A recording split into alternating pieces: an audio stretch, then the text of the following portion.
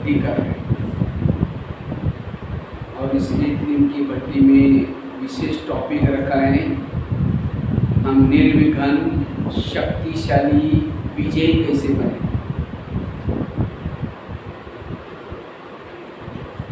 माया के ऊपर विजय प्राप्त करने की स्थिति शक्तिशाली चाहिए और शक्तिशाली स्थिति का आधार है निर्विघ्न बनना। तो सबसे पहला विघ्न आता है देहभान का। तो कैसे देही अभिमानी बनना है इसके बारे में चर्चा की। दूसरा जो हमारे पुरुषार्थ में विघ्न आता है वो है जब कभी कभी ज्ञान मार्ग में चलते चलते हम किसी का परचिंतन करते हैं, किसी का दोष देखते हैं तो हम विघ्नों में चले जाते हैं और स्थिति कमजोर बन जाती है। इसलिए शक्तिशाली स्थिति बनाने के लिए, निर्विघ्न बनने के लिए पर चिंतन से बचना। अभी गीत बज रहा था, हम सभी क्या बन गए? हंस। हंस क्या करता है? मोती चुगता है। नीर और खीर को अलग करता है, दूध अलग और पानी अलग, कंकड़ अलग और मोती अलग। और वैसे बाबा ने ड्रेस भी कौन सा दिया हमें? वाइट। अर्थात हम सभी हंस हैं, लेकिन कभी कभी चलते चलते कौवे का काम कर लेते हैं। कभी अवगुण देखना शुरू करते हैं, दोष देखना शुरू किया। अगर किसी के दोष देखेंगे, अवगुण देखेंगे, स्थिति बिगड़ जाएगी, विघ्न पैदा होगी। क्योंकि जिसके दोष देखेंगे उसके अंदर उसके लिए नफरत आएगी, घृणा आएगी, गुस्सा आएगा, स्थिति बिगड़ गई। इसलिए बाबा कभी कभी मुरलियों में भी कहते हैं बच्चे झगमुई नहीं करो, बच्चे परचिंतन नहीं करो। 84 जन्मों की सीढ़ी उतरने के लिए कितना समय लगा? 5000 साल। और वही सीढ़ी हमें ऊपर चढ़नी है, कितना समय है? एक जन्म तो सबको थोड़ी मिला है। संगम युग के हमको तो सब दिन तो मिलेंगे, अभी तो 10-12 साल से ज्ञान में चले, तो हमारे लिए कितना समय मत हो गए। थोड़ा योग लगाए सीढ़ी ऊपर चढ़ते, थोड़ा अमृत वाला उठा सीढ़ी ऊपर चढ़ गए, थोड़ा बैठ करके परचिंतन किया, जितनी सीढ़ी चढ़ी उतना यही करते रहेंगे, ऊपर उतरते रहेंगे, चढ़ते रहेंगे। संगम युग पूरा हो गया, बीच में लटक जाएंगे, जहाँ तक चढ़े उसी युग में निकल जाएंगे। इसलिए अब मुझे उतरने का काम करना ही नहीं है। और क्यों उतरते हैं? परचिंतन करने से। इसलिए आज से अगर हमें निर्विघ्न बनना है तो आज इस जन्माष्टमी के दिन ये दृढ़ संकल्प करो कि मुझे किसी का दोष नहीं देखना, मुझे किसी का परचिंतन नहीं करना। क्योंकि जो परचिंतन करता है उसके दिमाग से ज्ञान उड़ जाता है। सरस्वती किसके ऊपर बैठी है? हंस के ऊपर बैठती थी, पानी के अंदर हंस तैर रहे हैं और सरस्वती को बिठाओ। सरस्वती तो क्या, छोटी बच्ची को बिठाओ, क्या हो जाएगा? वो तो डूब जाएगी। और सरस्वती का वजन तो 50-60 किलो तो हो गई, तो वो कैसी तैरेगा? इसीलिए अगर ज्ञान को बुद्धि में बिठाना है हंस में, हंस कई कहते हैं मुझे मुरली याद ही नहीं रहती। क्यों याद नहीं रहती? जो दोष देखता है उसको मुरली याद नहीं रहती। इसलिए विघ्नों का कारण है, स्थिति कमजोर होने का कारण है परचिंतन। इसलिए परचिंतन से बचना है। कई कहते हैं हम करते नहीं, लेकिन कोई आकर के सुनाता है तो क्या करते? क्यों सुनाता है? हम कहते हैं अच्छा और क्या हुआ? वो उठ के भी जा रहे, बैठो ना, चाय पानी पी के जाओ, बताओ ना और क्या हुआ। अगर एक दिन उनका सुनेंगे तो दूसरे दिन भी कुछ गलत देखा वो आपको बात सुनाएगा। जी, जैसे किसी को उल्टी आती है, वोमिटिंग आती है, तो कहाँ जाता है? वॉश बेसिन में। और कोई वोमिटिंग करता है तो हम नाक बंद करके कहते हैं उधर जाओ, दूर जाओ। तो परचिंतन भी एक प्रकार की उल्टी है। जो चीजें हमने देखी सुनी वो पेट में डाइजेस्ट नहीं हो रहे और इसलिए सुना रहे। और कहाँ सुनाते हैं? कान में। कान कोई वॉश बेसिन तो नहीं है ना, वैसे कान का आकार कैसा है? पूरा वॉश बेसिन है, डिजाइन वाला वॉश बेसिन है, और हर एक का वॉश बेसिन फिक्स है। जब तक उसको नहीं सुनाएंगे चेंज नहीं होगा। हाँ, कुछ मेरा देखा सुना उसको बुलाएंगे, अगर वो नहीं आता तो खुद हम जाएंगे वहाँ। वॉश बेसिन भी बड़ा खुश होकर के बताओ और क्या होगा। अब कोई कान में उल्टी कर ले, वो उल्टी करते समय तो भगाते हैं, लेकिन यहाँ कोई उल्टी करता तो करते मेरे कान में डालो। कोई कान उल्टी कान में डालो तो कैसा लगेगा? मच्छर पैदा होंगे, मक्खियाँ पैदा होगी, और जहाँ उल्टी होते हैं, उल्टी कान की सुनी हुई बातें कहाँ जाते हैं? दिल में। अंदर से नली है, दिल में जाता है, और दिल में कौन बैठा है? बाबा। तो ऐसे गंदे जगह पर बाबा कैसा बैठेगा? इसलिए बाबा को बैठने के लिए जगह कैसी चाहिए? अगर एक व्यक्ति के प्रति भी आपकी नफरत है, घृणा है, बाबा दिल में नहीं बैठेगा। इसलिए पर चिंतन से बचना, इससे निर्विघ्न बनेंगे। कई तो क्या करेंगे, कोई पीछे कोई व्यक्ति सामने नहीं है, दो चार जन मिलकर उसकी बुराई करेंगे, वो ऐसी है, ये ऐसी है, ऐसी है। अचानक भाई क्या बोलेंगे? ओम शांति, अभी हम आपको याद कर रहे थे, मुख में राम बगल में छुड़े। इसलिए बाबा कभी कभी मुरली में कहते हैं, मेरे अच्छे अच्छे बच्चे थे, अच्छे अच्छे बच्चे थे, ज्ञान योग करते थे, लेकिन आज वो आए नहीं, चले गए। कहाँ गए, क्यों गए? उन्होंने एक दूसरे के परिचिंतन करना शुरू किया, इसलिए वहां से चले गए। दोष देखने वाला ज्ञान में ज्यादा समय टिक नहीं सकता, और परिचिंतन करने से वायुमंडल खराब हो जाता है। परिचिंतन करने वालों को बाबा प्यार नहीं करेगा। किसी के घर में जाओ, उनके बच्चे भी बैठे, बाप भी बैठा है, बच्चों को कहेंगे बच्चा ठीक नहीं, नालायक है, ऐसा है, वैसा है, और बाप को कहेंगे बहुत अच्छे, कितने अच्छे। बाप क्या बोलेगा? तुम पहले यहाँ से जाओ, तुमने मेरे बच्चे को बुरा किया, तुम मेरे को अच्छा बोलता है। हर माँ बाप को अपने बच्चे क्या होते हैं? सारा दिन कहेंगे बहन ऐसे हो, भाई ऐसे हो, वैसे। शाम को योग में बैठेंगे, मीठे बाबा, प्यारे बाबा, शांति के सागर, दया के सागर। बाबा कहेंगे मैं भूल गया कि मुझे याद दिला नहीं, तुमने तो मेरे बच्चों को खिलाने के, तुम मेरे को अच्छा अच्छा बोल रहे, जाओ तुम यहाँ से भाग जाओ। प्रैक्टिकल है। भगवान से प्यार करने से पूर्व भगवान ही रची दुनिया का हर इंसान मुझे प्रिय चाहिए। इसलिए पर चिंतन से बचना।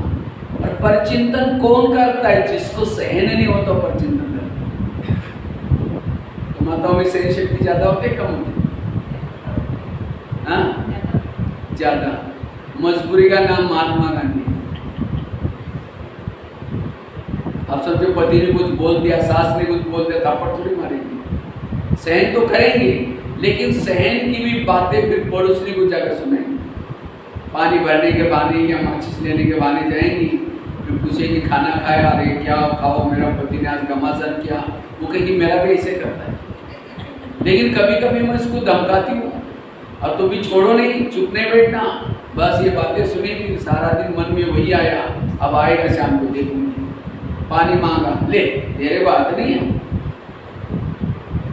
खाना बनाएंगे दूसरे दिन, पूरा रामायण महाभारत हो गया। ये सब परिचिंतन से, इसलिए परिचिंतन नहीं करना है। परिचिंतन करता है, बाबा प्यार नहीं करेगा, हमारी उन्नति भी नहीं होगी। एक शिष्य भगवान के पास गया, कहता है भगवान मुझे सुख चाहिए, मुझे शांति चाहिए। भगवान ने कहा ठीक है, मैं तुमको इसके लिए वरदान देता हूँ, सुख और शांति के लिए, साथ में 2 थैले देता हूँ।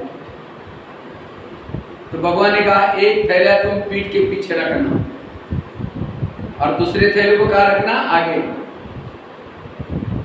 और भगवान ने कहा जो पीठ के पीछे थैला है, उस थैले के अंदर तुम्हारे आस पास पड़ोस में जो भी लोग हैं, उस सब की बुराई की चिटकी बना के डालिए, लेकिन उस थैले को बांध करके अच्छी तरह पीछे रखना, देखना नहीं, किसी को सुनाना नहीं क्या लिखा है, क्या क्या है। और आगे वाला जो थैला है, भगवान ने कहा तुम्हारे खुद के दोष है, उसको बीच बीच में देखना, उसका परिवर्तन करना। बस इतना करो तुम सुख शांति मिलेगी। जाओ तो थैले लेके गया। कुछ साल के बाद वो व्यक्ति क्या करता है, पीछे का थैला आगे करता है और आगे का क्या क्या, अपनी बुराई के थैले को बांध दिया और दूसरे की बुराई को खोल दिया, निकाला।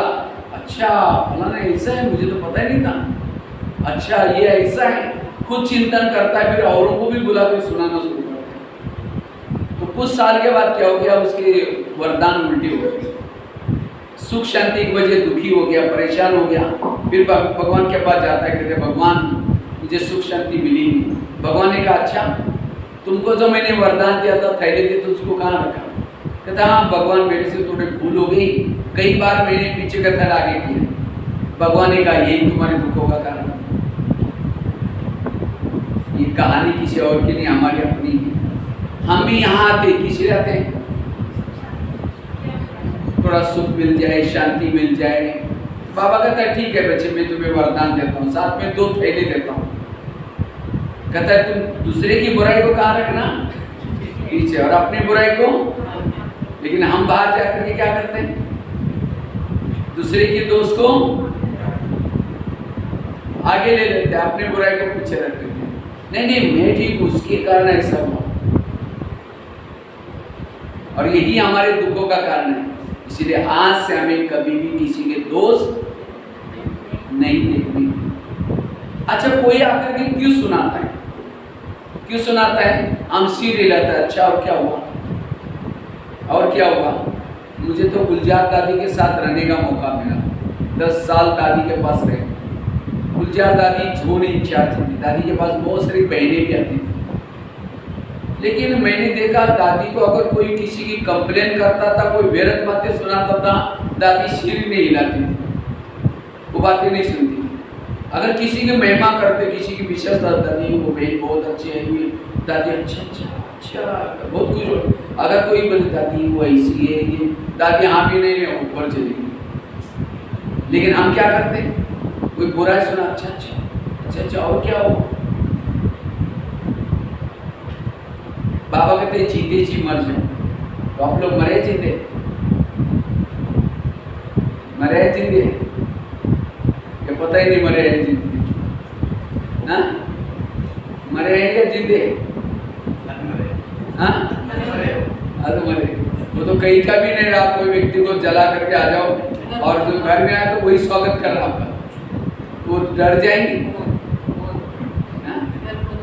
अगर मरे हैं, कोई मर्दा मुरा हुआ है, हाँ मुर्दा मरा हुआ है, उसको कहेंगे अरे ये तुम तो बहुत अच्छे थे, कमाल है, तुमने कैसे मर गए, वो खुश हो जाता है मेरी महिमा हो रही। अच्छा उसकी गिलानी को तुम तो अच्छा ही मर गए, बेकार है, तुमने तो मुझे बड़ा दुख दिया। वो कहता है क्या भाई क्या बात है, मेरे पीछे जो कोई करे मैं तो सुन रहा हूँ। उसको कुछ भी बोलो तो भी इसको कहेंगे मरा। अगर मेरा सिर हिलता है अच्छा और क्या हुआ, जिंदा हूँ। इन्हीं गाते जिंदा हूँ। यहाँ मूर्ति बनो तब वहां मूर्तियां बनेगी। मूर्ति को कोई गाली देता है जाकर के, वरदान हाथ का बजाय नीचे करके चला पीछे करो। और हमें कोई गाली देता है तो 15 दिन इसे बात नहीं करेंगे, उंगली करके तोड़ के कहेंगे इसका तो सत्यानाश हो गया। हाँ देवी कैसी बनेगी। एक बार मैं कहीं खड़ा था, एक शराब पी करके हनुमान को कहता है हनुमान तुम बंदर है बंदर, तुमने सीता को तो छोड़ ये करके लाया ढूंढ के, तुम मेरे पति को सुधार नहीं सकता, तुम बंदर है बंदर। मैं देखा हनुमान के हाथ एक हाथ में गदा थी और एक होता ऐसा किया। मैं इसे जब टुक करके मारता क्यों नहीं? अगर मारता तो देवता तो नहीं बनता। तो भी वरदान दे रहे बंदर है बंदर बोल रहे तो भी। इसलिए अब भी हमें चैतन्य में मूर्ति बननी है। कोई कुछ भी बोले मुस्कुराते कौन रहेगा? जो निगेटिव को, अब समझिए भट्टी में आए हैं, शाम को जब जाएंगे, जाते हैं जहाँ ओम शांति भी जाते हैं, सारा दिन वही बैठते हैं, वही जाकर रहो, छोड़ दो घर बार। अब जाते हैं यहाँ तो निगेटिव पॉजिटिव सोचना, निर्विघ्न रहना सीख के गए, और वहाँ जाते गए आप भी कहीं नहीं जाते, गुस्सा करेंगे, कोई असर नहीं पड़ा। इसलिए जाते ही पक्का करके जाओ, आज मैं घर में जाऊँगी, जाती मेरी पूजा हो जाएगी। पूजा मतलब कोई थाली लेकर के फूल लेकर के नहीं सजाएंगे, कौन से उस थाली लाएंगे लेकिन उसके अंदर अपमान की निंदा के फूल होंगे। जैसे कोई देवी की पूजा करते हो तो देवी क्या देते हो उसको वरदान, तो आपको भी कोई बोलेगा तो आप भी वरदान दो। वरदान मतलब हाथ से नहीं दो, नहीं तो और चिढ़ जाएंगे, बड़ा देवी बन के ऐसे कल जाकर के देखिए। मन से दो बाबा, इनका कल्याण करना। आज हमने क्या क्या सुना, कितनी अच्छी बातें सुनी, इनको तो पता ही नहीं। बाबा शुक्रिया, बाबा धन्यवाद, बाबा मेरी पूजा हो रही है, ऐसा करके शांति से दुआई। उनको लगेगा पहले मैं थोड़ा भी बोलता था, एक काली को उदाहरण करती थी, अब तो बिल्कुल चुप है। हाँ, आश्रम की योग ज्ञान का इसके ऊपर असर होते हैं। ये है सही शब्द, इसलिए पर चिंतन से बचना। जो पर चिंतन करता है ज्ञान में चल नहीं सकता। एक सत्संग था, बहुत लोग आते थे, तो एक दिन शिष्य ने गुरुजी को कहा, गुरुजी मुझे एक वरदान चाहिए। गुरुजी ने कहा क्या वरदान चाहिए? कहता है सबके दिल में मेरे बारे में क्या चलता है, मैं जानना चाहता हूँ। गुरुजी ने कहा ठीक है, मैं तुम्हें वरदान देता हूँ, साथ में एक छड़ी देता हूँ, मांत्रिक डंडा देता हूँ। जब भी किसी के दिल में तुम्हारे बारे में कुछ चलता हो, जानना है, ये छड़ी को दिल में रखो, उस व्यक्ति का नाम लो, पता चलेगा। छड़ी दी, वरदान दी, शिष्य चला गया। अचानक उसको रास्ते में याद आया, मैं पहले गुरुजी की चेकिंग करता हूँ, गुरुजी के अंदर मेरे बारे में क्या चलता है। तो रुक करके छड़ी को दिल में रखा, गुरुजी का नाम लिया, थोड़ी छड़ी काली हो गई। जब छड़ी काली हो गई, उसको लगता है गुरुजी के अंदर मेरे बारे में कालापन है, तो इनको गुरुजी बना करके फायदा क्या। आश्रम में आना बंद हो गया। एक दिन हो गया, 2 दिन हो गए, 1 महीना हुआ। तो गुरुजी ने एक दिन उसके घर में गए, कहते क्या जी आजकल आप आश्रम में नहीं आते? नहीं जी, थोड़ा घर में मेहमान आते, मेरी तबीयत खराब है, थोड़ा ऐसा वैसा बोलने लगा। गुरुजी ने कहा आप 6 साल से आश्रम में आते, आंधी आए, तूफान आए, कुछ भी हो जाए, नहीं जी नहीं, जरूर कुछ बात है। कहा कि गुरुजी आपके अंदर मेरे बारे में कालापन, इसका कारण मैं नहीं आता। गुरुजी ने कहा अच्छा, लेकिन तुमने देखा कि तुम्हारे अंदर औरों के बारे में कितना कालापन है? कहा कि नहीं देखा। देखो, तो शिष्य ने छड़ी को दिल में रखा, अपना नाम लिया, पूरी छड़ी काली हो गई। गुरु की कितनी काली थी? थोड़ी सी, लेकिन उस शिष्य की पूरी काली, थोड़ी सी सफेद। अपनी काली देकर के शर्म आई, सिर झुकाया। गुरुजी ने कहा कोई बात नहीं, मैं भी जब आश्रम में शुरू में आया था, मेरी छड़ी पूरी काली थी, लेकिन मैंने तपस्या करते करते इतनी बची, वो तो मैं कर ही रहा हूँ। अगर तुम मेरे को देख करके आश्रम में नहीं आओगे, जो तुम्हारी सफेद बन रहे वो भी काली हो जाए। तब शिष्य कहता है गुरुजी आज आपने मेरी आंखें खोल दी, मैं कितना बुरा काम करने जा रहा था। ये कहानी किसी और की नहीं, हमारी अपनी है। हम भी यहाँ ज्ञान में आते आते आते धीरे धीरे क्या होता है, जो काली आत्मा थी, पति थी, पावन बनना शुरू हो जाता है।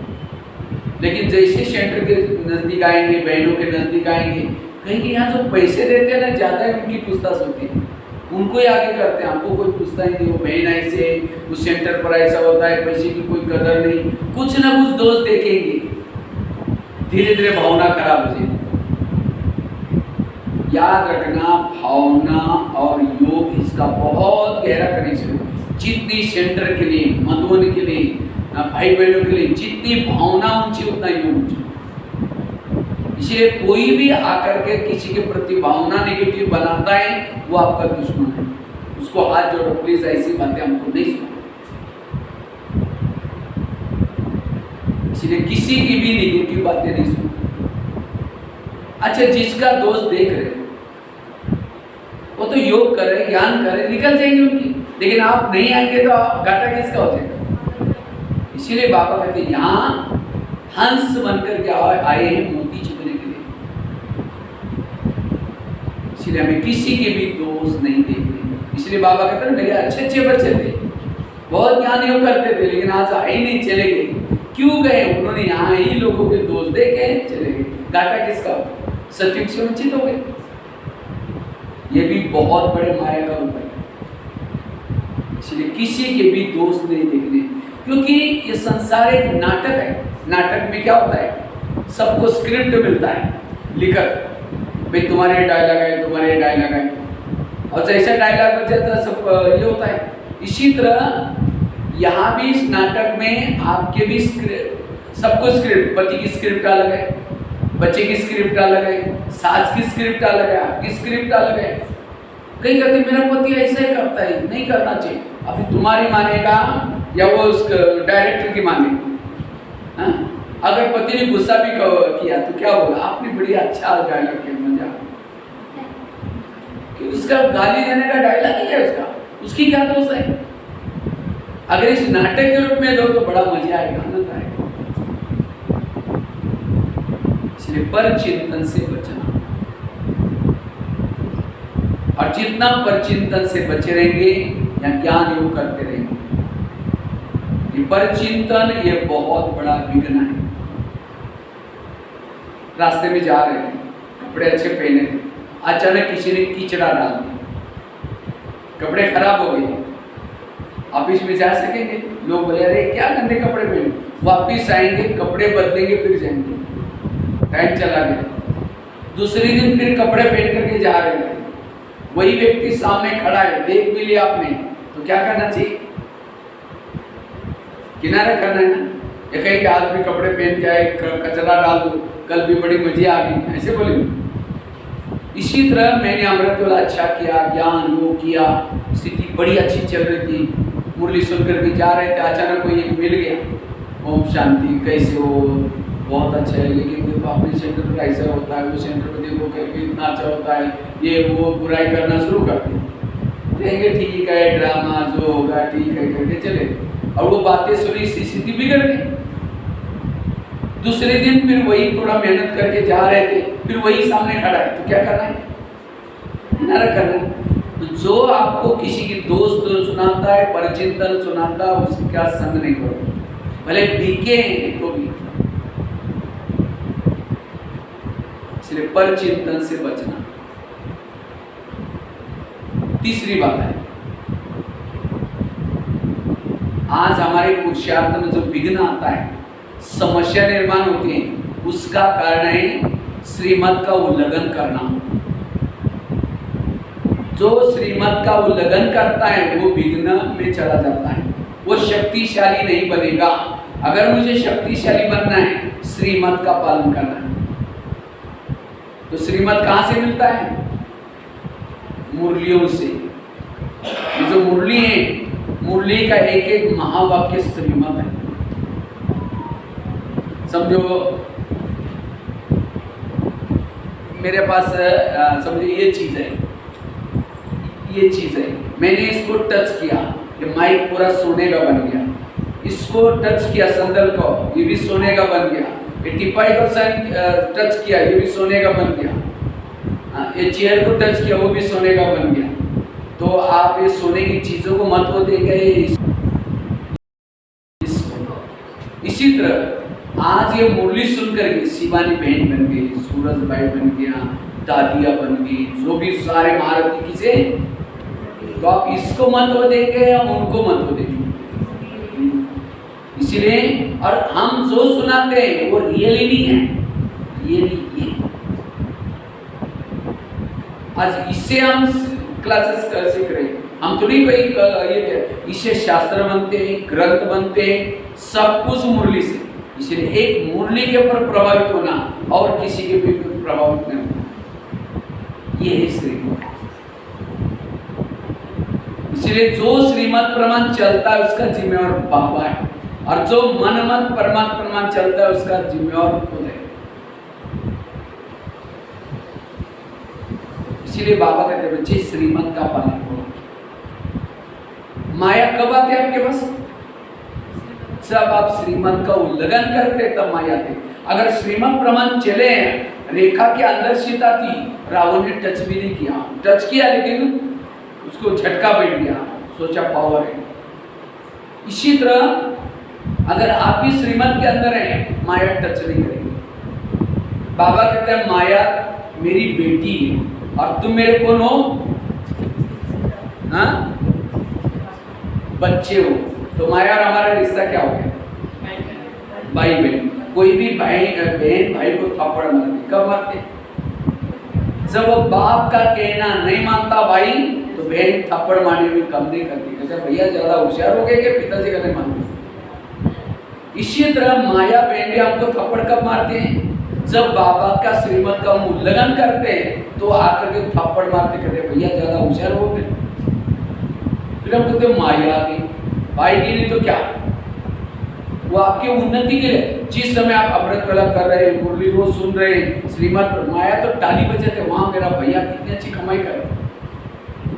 आप जिस दिन आपके जीवन में माया आई है, आप गाल को पकड़ करके चेक करो, 3-4 दिन में आपने जरूर नियमों का उल्लंघन किया। इसलिए आज के जन्माष्टमी के दिन विषम प्रतिज्ञा करो, आज से मैं कोई भी नियमों का उल्लंघन नहीं करूंगा। निर्विघ्न बन जाएंगी, शक्तिशाली बन जाएंगी, विजयी बन जाएंगी। इसलिए श्रीमत का पालन, एक होता है श्रीमत, दूसरी होती है मर्यादाएं, तीसरा होता है मैनर्स। ईश्वरीय नियम, मर्यादाएं, मैनर्स। मैनर्स क्या है? समझो रास्ते में जा रहे, ऐसी चप्पल पहने, चटक पटक आवाज आ रही, सबका ध्यान जा रहा है कौन सी ट्रेन जा रही। चाय पी रहे, इतना जोर से खींच रहे हैं, बाजू वालों को भी आवाज आ रही। बात करें, तेरे को क्या हुआ, तेरे को कैसे, तेरे मेरे ऐसी बात नहीं, आप कैसे हो, ये सब मैनर्स है। क्योंकि हम तो बहुत ऊंचे कुल वाले हैं, देवता बनने की जा रहे हैं, क्लास चल रहे हैं, लेट आए हैं, लेट आकर के सीधा आकर के यहाँ से सामने यहाँ बैठ गए। हाँ, मैनर्स कहता है अगर यहीं बैठना है उस साइड से आकर के यहाँ, नहीं तो सबका ध्यान जाता है कौन आया। बहुत छोटी छोटी बातें, मेरे कारण किसी का ध्यान न ये हो जाए। इसीलिए मैनर्स भी सीखना है। मैनर्स जितना ऊंचे होंगे उतना पढ़ाने वालों को प्रत्यक्ष कर सकेंगे। आपके अंदर के मैनर्स लेकर के चलना, बोलना, उठना, ये। और साथ में मर्यादा है। मर्यादा मतलब समझो कोई भाई और बहन जा रहे हैं बाजार से और जोर से हंसते हुए जा रहे हैं, सब लोग सोचते हैं कौन है, कहाँ से है, बैच पहना और ये ऐसे किलकिला करके बातें कर, ये मर्यादा ही नहीं। हाँ, हम तो देवता बनने के लिए जा रहे हैं, हमें एकदम मर्यादा में चलना है। नियम कौन से होते हैं?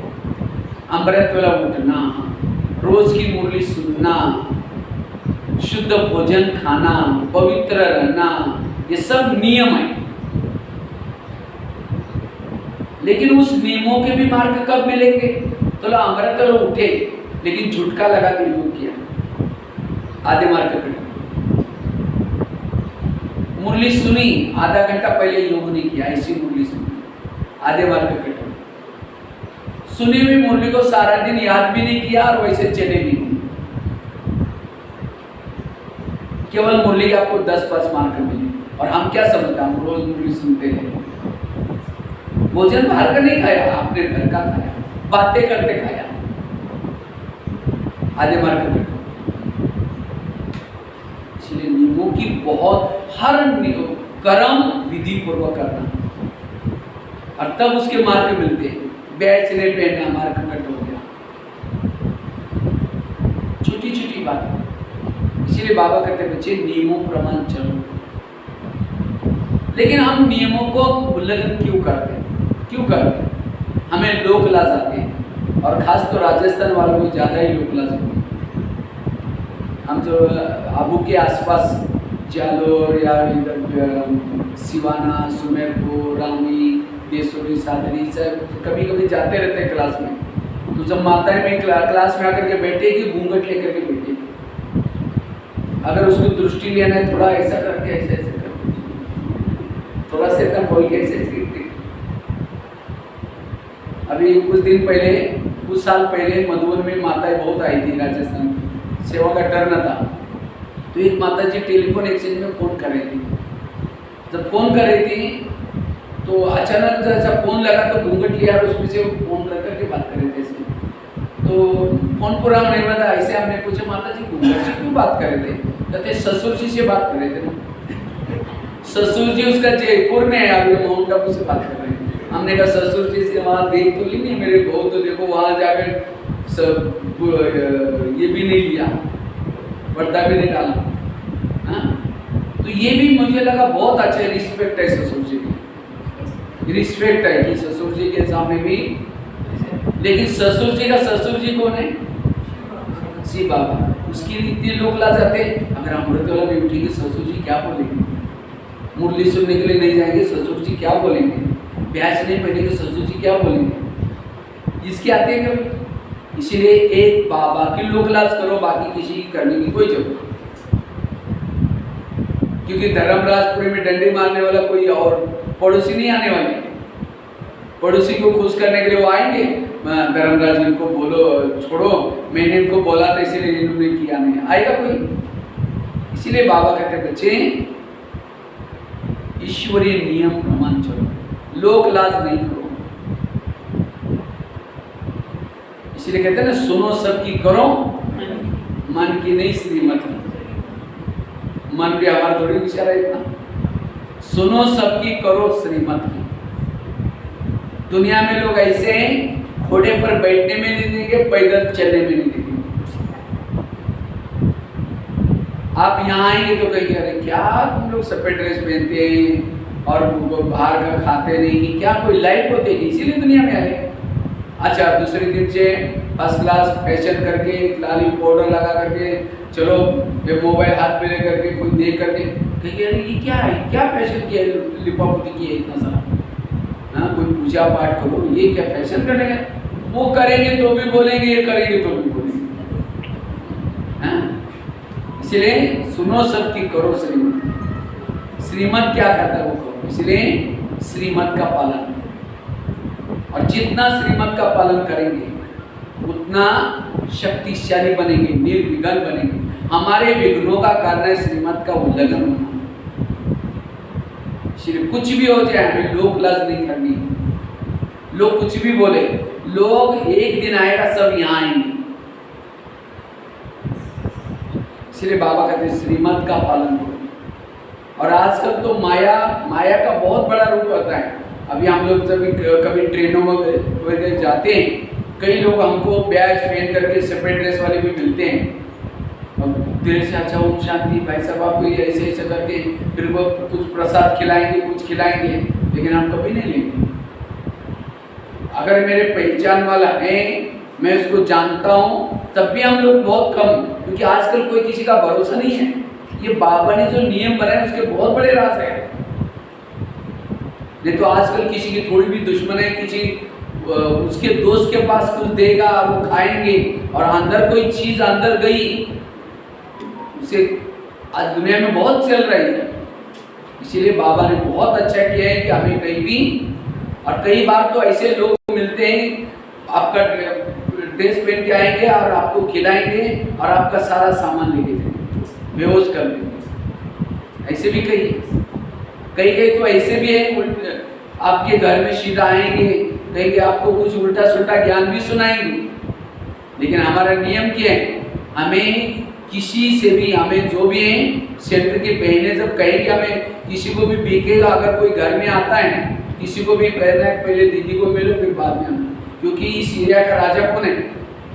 हाँ, जब तक उनको नहीं कहेंगे तो हम कभी भी, और हमें आपस में भी अगर है, आपस में भी हमारा ये नियम है, कोई भी बीक को बिना बहनों को बोले कुछ पैसा उधार देना, ये करना, वो भी नहीं करना। तो हम कभी एकदम फैमिलिटी में आकर के बिल्कुल ऐसा समझते कि अपना ही भाई है, तो समझो पैसा दे दिया, 10-20 हज़ार रुपये दे दिया, अब बेचारे के पास अभी देने के लिए है ही नहीं, तो क्या करेगा फिर? क्योंकि क्लास में आएगा तो उसको आप क्या पूछेंगे, भाई साहब कब पैसा देने का? वो सोचेंगे क्लास में मिस कर लेते, ताकि जाएंगे नहीं तो पैसा आएगा तो देंगे। उसका क्लास आपने क्या किया? और इतनी अच्छी राजे गवाही, कितना पाप किया है नहीं किया। इसलिए बहुत गहरी बातें ये सब छोटी छोटी। इसलिए अगर हम यहाँ हैं या उसके बाद बाहर गए अपने, अच्छा कुछ करना भी है तो बीच में बहनों को पूछ करके फिर आकर के दीदी को कहेंगे दीदी क्या होता है, ज्ञानी में भी ऐसे होते हैं, और दीदी को पूछ के दिया था क्या? फिर खुद भी ज्ञान छोड़ेंगे। चलिए ज्ञान में ऐसे एक चावल अगर कच्चा है तो बाकी सारे चावलों को ऐसे कहेंगे, समझे? तो ये कोई बिगड़ा मतलब बाबा भी बिगड़ गया, ज्ञान भी बिगड़ गया, सबके ऊपर नाराज हो जाएंगे। इसीलिए बाबा कहते बच्चे ये सब हमारे नियम ही नहीं है सब। हम यहाँ पढ़ाई के लिए आते हैं, कोई लौकिक व्यवहार के लिए नहीं आते। इसीलिए बाबा कहते हैं ये नियमों का ध्यान रखना। नहीं तो आजकल ऐसी बहुत सारी माई आ रही, कईयों को तो क्या करते हैं ऐसे लगा करके, अरे ये तो ज्ञान नहीं, इसे भी और एक पार्टी है और ऐसे कई को ये भी संशय है। इसलिए बाबा कहते हैं मुरली कहाँ बजती है, मुरली का गायन क्या है? ये कभी लंदन में मुरली बाजे रे, दिल्ली में मुरली बाजे रे, केवल मुरली कहाँ बाजे? मधुबन। एक मधुबन में ही बाबा की मुरली चलती है, अन्यथा कहीं भी नहीं चलती। जो मुरली आते हैं वही से आते हैं। ये जो साकार ब्रह्मा बाबा थे उनके द्वारा जो उच्चारण ब्रह्मा शिव बाबा ने किया वाक्य, ये टाइपिंग करके, और वो भी केवल 5 साल के हैं। आप जो सुन रहे हैं महावाक्य केवल 1960 से लेकर के 4 साल के महावाक्य, उसको ही रिपीटेशन किया जाता है। और जो अव्यक्त मार्ली जो संडे में जो पढ़ते हैं वो हैं गुलजार दादी के तर में अव्यक्त बाबा आकर के चला गए मामू, और वो भी अभी कार्य लगभग गुलजार दादी गई, वो पार्ट भी पूरा हो गया। अब उसके बाद वही रिवाइव चल रहा है। कई कहते नहीं मधुबन में बाबा नहीं गई, लेकिन नहीं, कहीं भी नहीं आता, केवल बाबा वहीं, और पार्ट लगभग पूरा हो गया। क्योंकि वो जाएगा उसके बाद फिर कृष्ण जन्म लेगा, लेकिन हमें उसमें नहीं जाना है कब लेगा, कहाँ लेगा, ये लेगा, उसमें नहीं जाना। लेकिन हमें बस अशरीरी बनना है, विधेयी बनना है, ये स्थिति का अभ्यास करना है। इसलिए श्रीमत का पालन, जितना श्रीमत का पालन करेंगे उतना। कई बार क्या होता है, कई भाई बहने समझो कोई युगल ज्ञान में चल रहे, मुरली का टाइम हो गया तो पत्नी पति को क्या बोलते हैं, भाई जी जल्दी चलो क्लास में, नहीं तो मुरली पूरी हो जाएगी। अगर यही बात पड़ोसी ने सुन ली, उसके मन में क्या आएगा, अरे अपने पति को क्या बोलते हैं भाई जी। और फिर कहीं कुछ समय के बाद कभी जाकर के उनको ज्ञान सुना, हमारा ज्ञान बहुत अच्छा है, अब चलो ना। वो कहेगा हमको टाइम नहीं, उनको टाइम है, आपका व्यवहार अच्छा लग रहा है, लेकिन उसी दिन की बात सुन ली थी, चलो भाई जी जल्दी क्लास में। तब से उन्होंने बुद्धि में डाला है अगर ब्रह्मा कुमारी में जाएंगे तो जैसे इन्होंने अपने पति को भाई जी बना, हमें भी भाई जी बनाना पड़ेगा। इसलिए कई लोग बोलते भी ब्रह्मा कुमारी वाले क्या बोलते हैं, भाई बहन बनाते। इसलिए बाबा ने कभी ये नहीं कहा कि अपने पति को भाई जी बोलो, जो नाम लेते हैं या जो भी कुछ बोलते बोलो, दृष्टि वृत्ति भाई बहन के समान बनना, पवित्र बनना, ये बाबा का भाव है। इसलिए कोई भी महावाक्यों को शब्दार्थ, यथार्थ, अवर्थ समझना है। कई बार क्या होता है, बाबा कभी मुरली में कहते हैं बच्चे देह से समुद्र को भूल जाओ, तो कई बार किसी के चाहते आते नहीं, शादी है या कुछ बुलाते नहीं जाएंगे, कहते बाबा ने कहा ना भूल जाओ, समुद्र को भूल जाओ। और कोई 5-6 साल के बाद जाएंगे और ज्ञान सुनाएगा, हमारा ज्ञान बहुत अच्छा, आप चलो ना, ठीक है हमको टाइम नहीं, उनको टाइम में आने की इच्छा है, लेकिन उन्होंने बुद्धि में डाला अगर इनके पास जाएंगे, जैसे इन्होंने हमको छोड़ा है हमें भी सबको छोड़ना, ये क्या हो गया, डिसर्विस हो गई।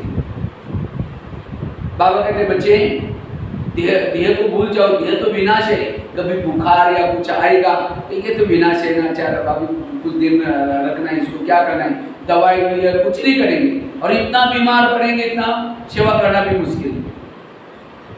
बाबा ने कहा है कि भले विनाश है, लेकिन इतना वैल्यूबल भी है, इसका हम ट्रस्टी हैं।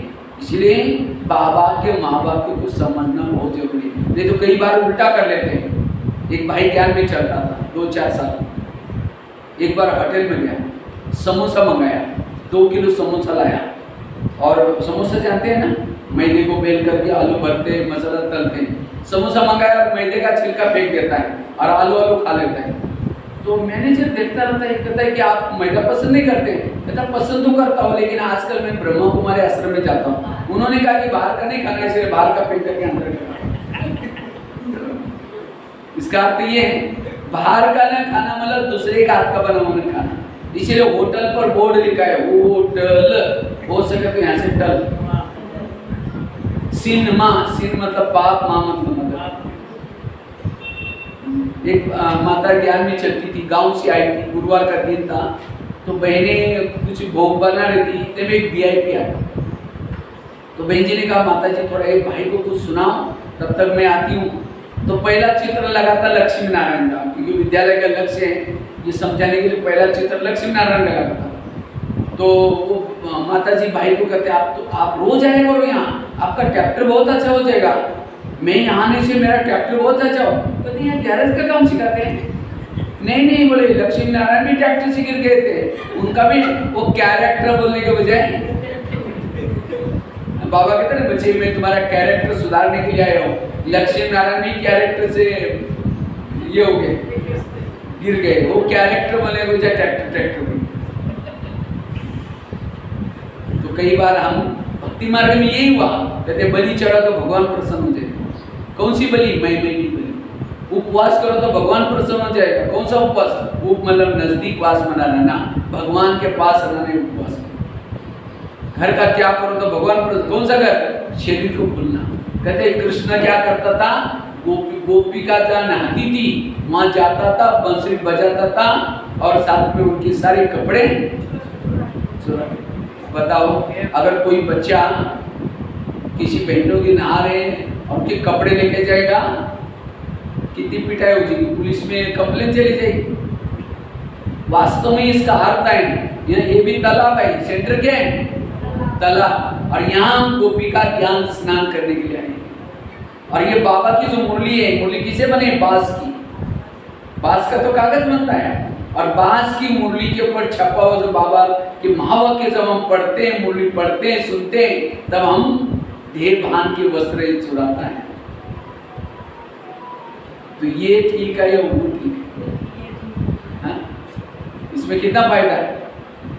कहते हैं जब मुरली चलती थी गोपिका ऐसी दौड़ के आती थी, एक पे हम पाओगे जब हम क्लास चलता है तो जैसे बछड़े को जब बांधते हैं और जब उसको गाय के पास छोड़ते हैं तो बछड़ा क्या करता है? इतना तेजी से। तो हमें भी ज्ञान दूध पीने के लिए ऐसे दौड़ के आना है।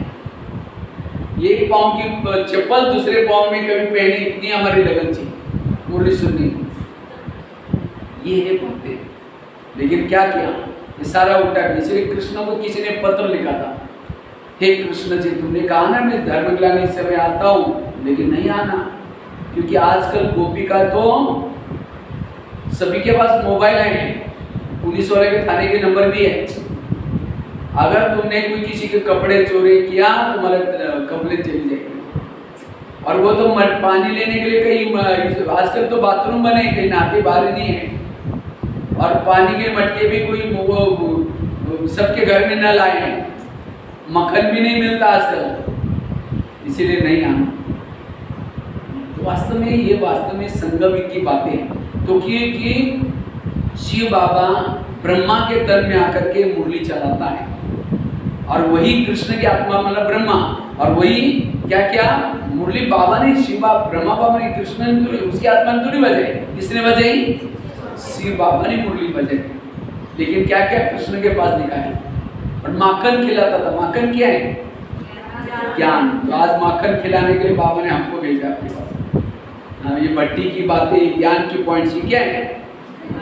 ये असली माखन। वो माखन की बात नहीं, लेकिन ये माखन है। तो गैया मतलब हम सब कौन है? गोप गोपी माने गैया है, और उसको गोपाल उसका नाम है, माना उसकी रक्षा करने वाला। ये तो ये सब बातों को क्या क्या है? तो यहाँ प्रैक्टिकल हमें मुरली भी सुन रहे हैं, उसको गोपाल हमारी पालना भी कर रहे हैं। तो इसीलिए बाबा कहते हैं इस श्रीमत को कहते हैं घर घर में लक्ष्मी आएगी। लक्ष्मी आने के लिए क्या करते हैं? सफाई करते हैं। और क्या करते हैं? दीपक जलाते हैं। तो जिस समय दीपक जलाएंगे लक्ष्मी कैसे आएगी? लक्ष्मी का वाहन क्या है? उल्लू। उल्लू को तो लाइट नहीं दिखता ही नहीं, फटाका बजाएंगे उल्लू घबरा करके लक्ष्मी को कहीं और उतार देगा। कितनी अज्ञानता है। एक्चुअली दिवाली के दिन क्या करना चाहिए? सारी लाइट बंद करके चुपचाप घर में बैठना चाहिए। हो सकता है उल्लू लक्ष्मी को लेके आ भी जाएगा, लेकिन हम उसी दिन क्या करते हैं? फुल लाइट करते हैं, और गवर्नमेंट लाइट काटता भी नहीं उसी दिन। कितनी अज्ञानता है। और सफाई कौन सी? ईर्ष्या करना न प्रति सफाई। तो बाबा कहते हैं वो ठीक है, ये ठीक है। इसलिए यही एक ज्ञान सत्य है, बाकी ना कोई सुनाने वाला मिला ना कोई सुनने वाले मिले। इसलिए बाबा कहते मुझे इस ज्ञान को समझना, तो श्रीमत का पालन करना। तो कितनी बातें बताई? 3। अगर मुझे निर्विघ्न बनना है, शक्तिशाली बनना है, विजय बनना है, पहली बात आत्माभिमानी की प्रैक्टिस, दूसरी श्रीमत प्रमाण चलना है, पर चिंतन से बचना है, तीसरा श्रीमत प्रमाण चलना है। चौथी बात है अगर मुझे निर्विघ्न बनना है उसके लिए व्यर्थ संकल्प से मुक्त बनना है, व्यर्थ संकल्प से मुक्त समर्थ बनना है। आज हमारे जो निगेटिव विचार, व्यर्थ विचार, यही विघ्नों का कारण है, क्योंकि विचारों से शब्द बनते हैं, हमारे मन में चलने वाले विचारों से वृत्ति बनती है, विचारों से दृष्टि बनती है, विचारों से व्यवहार बनता है, संकल्प से पूरा कल्प चलता है। आज हमारे संकल्प निगेटिव है, इसलिए सारा कुछ निगेटिव। संकल्प आत्मा का भोजन है, लेकिन आजकल पूरा भोजन अशुद्ध बना है। आज हम टीवी खोलो निगेटिव बातें, अखबार खोलो निगेटिव बातें, किसी के पास जाकर के बैठो निगेटिव, सारा निगेटिव करें, और इसलिए आज हम बीमार हो गए। इसलिए अब मुझे पॉजिटिव सोचना है, तो पॉजिटिव विचार कहाँ मिलेंगे? मुरली से मिलेंगे। इसलिए बाबा ने आज कहा पढ़ाई से उच्च पद मिलेगा। तो पढ़ाई मतलब केवल सुनना नहीं, सारा दिन सोचना भी है। जो सुना हुआ है उसको बार बार उगाड़ना है। इसलिए पढ़ाई सोर्स ऑफ इनकम है। गाड़ी के अंदर पेट्रोल डाल दो, वही पेट्रोल का पाइप ड्राइवर के मुंह में डाल दो, क्या हो जाएगा? मर जाएगा। गाड़ी का भोजन अलग है, ड्राइवर का भोजन अलग है। गाड़ी का भोजन है सब्जी दाल पेट्रोल डीजल स्कूल गाड़ी का, और उसका ड्राइवर है, उसका भोजन है सब्जी दाल रोटी। तो आज हमारी ये गाड़ी है, इसका भोजन क्या है? सब्जी दाल रोटी। लेकिन इसका जो ड्राइवर है आत्मा, इसका भोजन है विज्ञान। ये ब्रह्मा कुमारी का केंद्र, यहाँ काछोला में रहने वाले सभी आत्मा रूपी ड्राइवर को भोजन करने का डाइनिंग हॉल है। ये क्या है? Dining hall. ये एक प्रकार का धोबी घाट है, जन्म जन्मांतर की आत्मा को धुलाई करने का, स्वच्छ करने का स्थान है। ये वास्तव में भगीरथ ने यहाँ लाई हुई गंगा का एक फवारा है। भगीरथ ने क्या किया? गंगा को हे गंगे हर हर गंगे करके हाओ हाओ करके लेके आया, और जहाँ जहाँ भी वो जल मरे थे राजाओं के बच्चे, वहाँ क्या क्या उनको फिर गंगा ने क्या क्या जिंदा किया। तो ये वास्तव में हर हर गंगे करके कोई किसी को निमित्त बना करके यहाँ तक गंगा, और यहाँ गंगा का आप लोगों ने क्या किया? ज्ञान का। इसलिए यहाँ रोज आकर के नहा करके अपने आप को पावन बनाना। ये वास्तव में ब्रह्मा कुमारी का केंद्र है, एक बहुत बड़ी प्रिंसेस की यूनिवर्सिटी है। एक छोटे से गांव में भी यूनिवर्सिटी खुली है। ये एक प्रकार का हॉस्पिटल है। ये तो आजकल घर घर में कितना तनाव है, टेंशन तनाव किसको होता है? जो ज्यादा सोचता है, निगेटिव सोचता है, व्यर्थ सोचता है, उसको तनाव पैदा होता है। और जिसको तनाव टेंशन है उसको बीमारी होती है। 3 प्रकार का स्वास्थ्य है, एक मन का स्वास्थ्य, दूसरा शरीर का, तीसरा समाज का स्वास्थ्य। जिसका मन का स्वास्थ्य बिगड़ा, तन का बिगड़ा, समाज के स्वास्थ्य भी बिगड़ा। पति पति का बनता नहीं, सास। इसलिए सभी समस्या का जड़ है व्यर्थ विचार। इसलिए मन को ठीक करो। इसलिए कहते भी हैं जिसका पाँव गरम, पेट नरम, दिमाग ठंडा, उस घर में कोई डॉक्टर है उसको मार दो डंडा। पाँव गरम, पेट नरम, दिमाग ठंडा। लेकिन आजकल उल्टा है, पाँव रहते ठंडे और दिमाग रहता है गरम। सब कहते हैं इसलिए मेरा दिमाग गरम किया। मैंने ऐसी बातें बोली जो सोचना पड़ा, और यही बीमारियों का कारण है। आज किसी को पेट की बीमारी होती है, ईर्ष्या वाले विचार चलाने वालों को पेट की बीमारी होती है। इसलिए कहते हैं ना, तुम मेरे को देख करके तुम्हारे पेट में जलन होता है। आज किसी को दूर का काम दिखता है, दूसरे की बुराई को आगे फाड़ फाड़ कर देखेंगे। किसी का ब्लड प्रेशर बढ़ गया, बीती हुई बातों को याद किया, ब्लड प्रेशर बढ़ गया। आज किसी को अस्थमा होता है, कोई भी बातों को पेट में दबा कर रखेंगे, क्या हुआ? कुछ नहीं हुआ। अरे बताओ क्या? नहीं, कुछ नहीं हुआ, दबा कर रखेंगे, दमे का प्रॉब्लम। आज किसी को शुगर होती है, डायबिटीज, चीनी खाने से नहीं होती है 30%, 70% टेंशन से। मैं इसकी माँ हूँ, मैं इसका पति हूँ, मैं इसकी सास हूँ, मैं इसकी माँ हूँ, इसको पढ़ाया लिखाया, छोटे से बड़ा किया, जब इसकी शादी हुई अपनी पत्नी का मानता, मुझे नहीं पूछता। टेंशन में आएंगे, औरों को सुनाएंगे, गुस्सा करेंगे, रात में नींद नहीं आएगी। ये सब चीज़ों से शुगर पैदा होती है। जब डायबिटीज होते हैं तो क्या छोड़ते हैं? चीनी खाना छोड़ देते हैं, टेंशन खाना नहीं छोड़ेंगे। आज किसी को दूर का कम दिखता है, दूसरे की बुराई को आंखें फाड़ फाड़ कर देखेंगे गुस्से से। आंखें फाड़ने से, बड़ी करने से खुजली फैल जाती है। फिर डॉक्टर के पास जाएंगे, नहीं डॉक्टर जी मुझे आजकल धुंधला दिखता है। डॉक्टर चेक करेगा, कहेगा आपको ये हो गया, नंबर लग गया। नंबर तो लग गया, फिर भी बुराई रखना नहीं छोड़ेंगे, नंबर बढ़ता ही जाएगा। इसलिए आज इस काचोला में बहुत सारे हॉस्पिटल हैं, लेकिन कोई मन का हॉस्पिटल खोला है।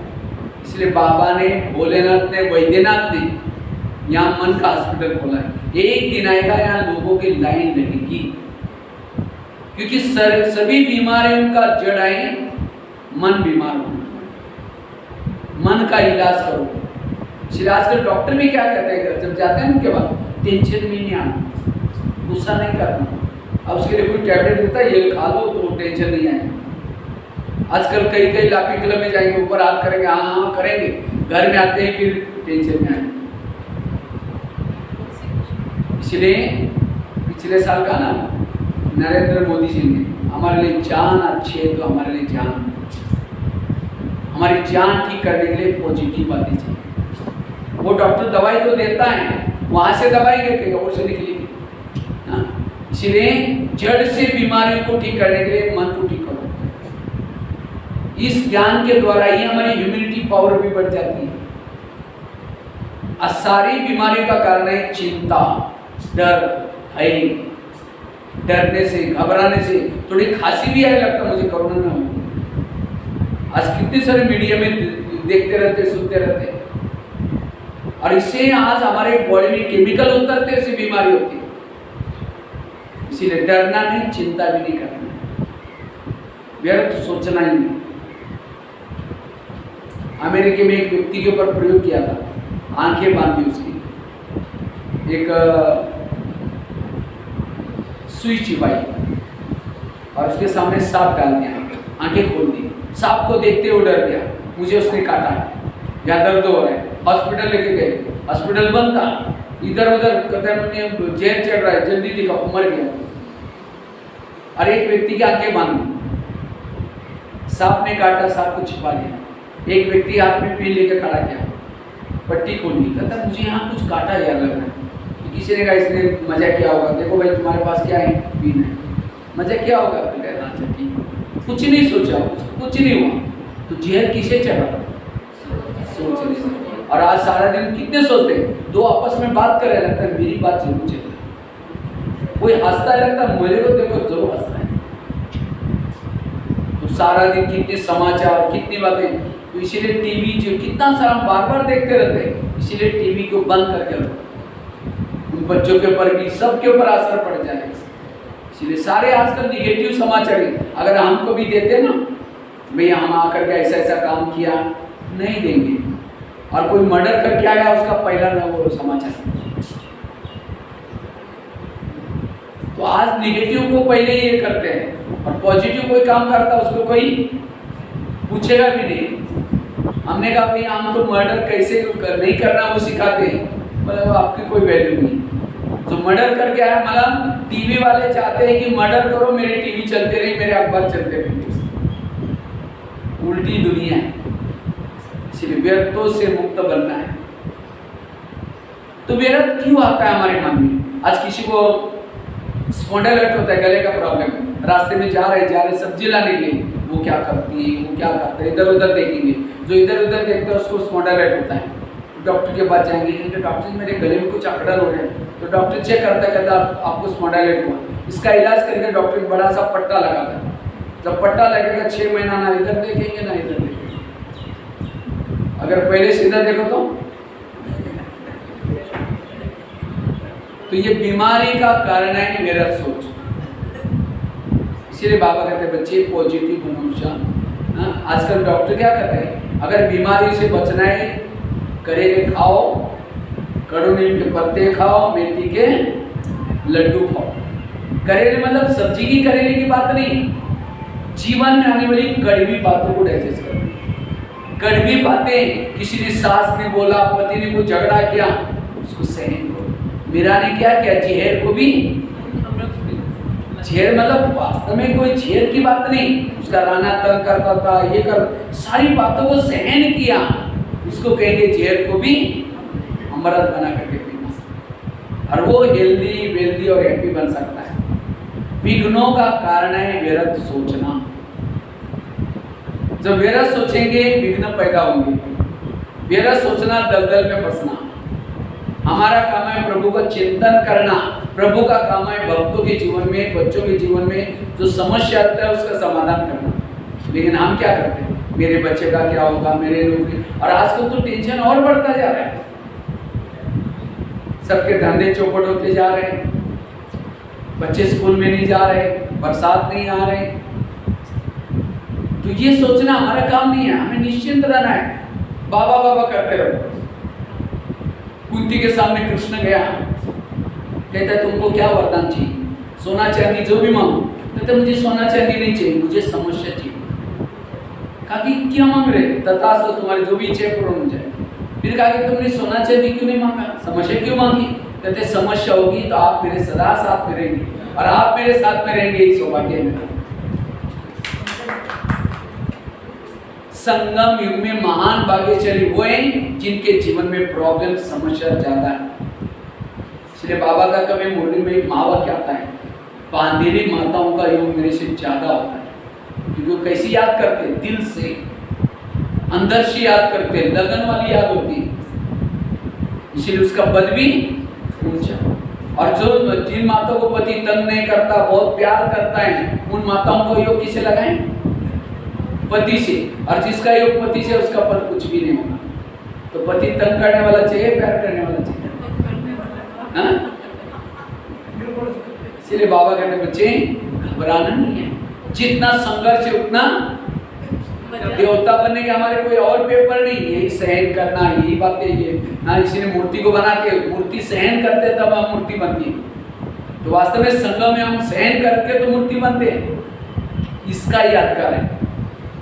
और जो ज्यादा सहन करेगा उसकी मूर्ति भी उतनी अच्छी। और मूर्ति की कीमत चेहरे के ऊपर ज्यादा ये होता है, उसका चेहरा मुस्कुराता, चेहरा जितना अच्छा उतनी उसकी कीमत। ज्ञान में चल रहे, चेहरा मारा पड़ा भाई, ये ना रहा तो कीमत कम है।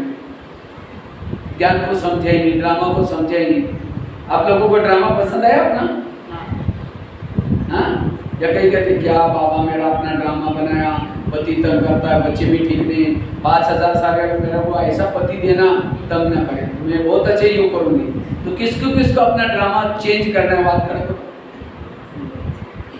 ड्रामा पसंद नहीं, अगले कलर में मुझे थोड़ा चेंज चाहिए। उनको चाहते हैं कलर। नहीं, बाबा डायरेक्टर है, अगर एक्टर नहीं चाहता तो चेंज करके दे सकता है। अगर आपकी ये चाहिए, अगर इससे आप पसंद नहीं तो दे सकता है। तो किसको किसको पसंद है, बाबा को रिक्वेस्ट करेंगे, कहेंगे बाबा हम खाचोला में गए थे, वहाँ कुछ लोगों ने बोला मेरा ड्रामा ठीक नहीं, बहुत प्रॉब्लम है, तो अगले कलर में थोड़ा चेंज करना। किसको चेंज करना है? अच्छा, जिनको पसंद है बात करो।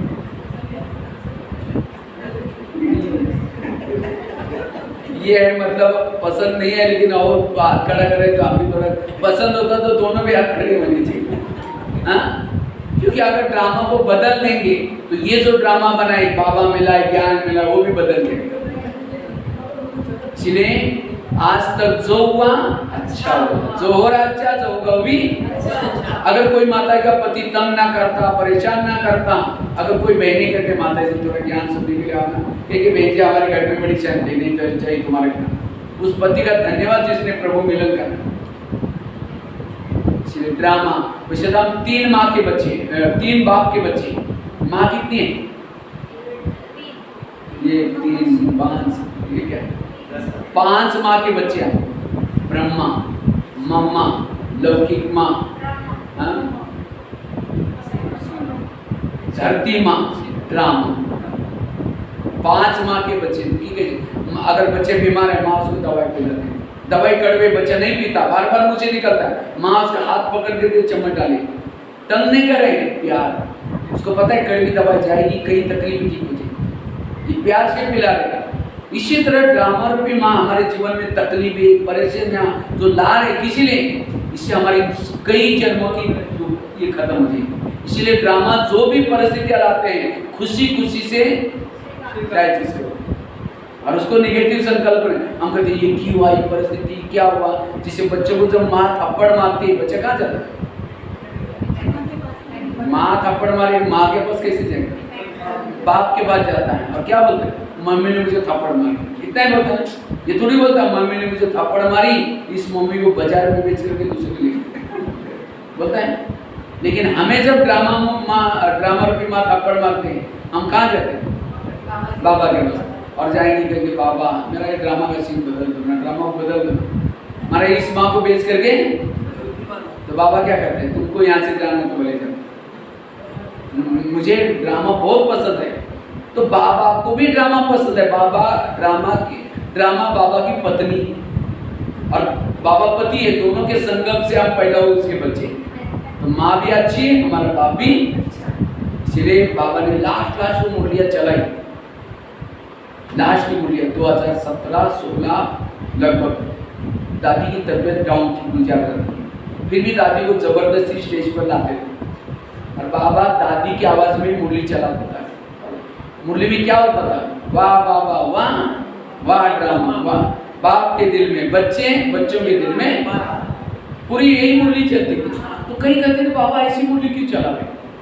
ये टोटल ज्ञान का सारा है। वाह, कोई गाली दे तो भी वाह वाह, कोई झगड़ा करे तो भी वाह, कोई अपमान करे तो भी, कोई माता जी का पति शराब पी के पिटाई करे तो भी, अभी तो वाह नहीं निकल रहे। कोई माता को पति ऐसा मिला शराब पी के मारता रहता है तो भी उसने क्या बोलना है? वाह बाबा। उसी पति को छोड़ना नहीं है, उसी गली को छोड़ना नहीं है, उसी गली में रहो, उसी पति के साथ रहो, उन्हीं बच्चे के साथ रहो। आपने सोच को बदलो, क्योंकि उस माता के लिए पति तो बहुत मिले ना।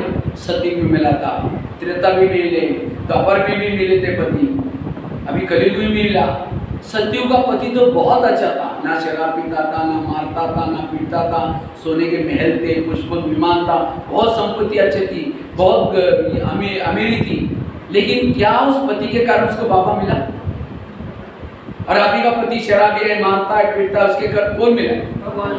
तो उस माता के लिए वो सतयुग का देवता वाला पति अच्छा है या अभी का शराबी अच्छा? अभी का अच्छा। हाँ, आप लोग भी सतयुग में दिल्ली में रहते थे, वहाँ भी पति मिला था।